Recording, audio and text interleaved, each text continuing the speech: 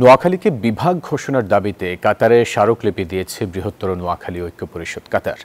আব্দুল মতিন পাটোয়ারি ও সাধারণ সম্পাদক এম.এ. বাকের কাতারে অবস্থানরত বৃহত্তর নোয়াখালী প্রবাসীদের পক্ষ থেকে স্মারকলিপিটি রাষ্ট্রদূত হজরত আলী খানের কাছে হস্তান্তর করেন।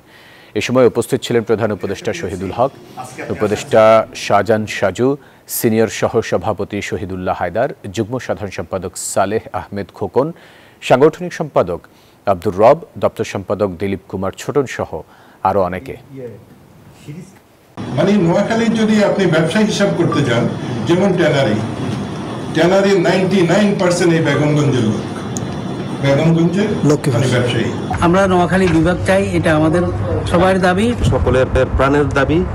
নোয়াখালী বিভাগ চাই, এই দাবিতে আমরা আজকে কাতারে অবস্থানরত। বৃহত্তর নোয়াখালী ঐক্য পরিষদের উদ্যোগে মাননীয় রাষ্ট্রদূতের কাছে নোয়াখালী বিভাগ চাই এই মর্মে আমরা স্মারকলিপি প্রদান করেছি। শহীদ রুহুল আমিনের জন্মভূমি, সালামের জন্মভূমি নোয়াখালীতে বিভাগ চাই।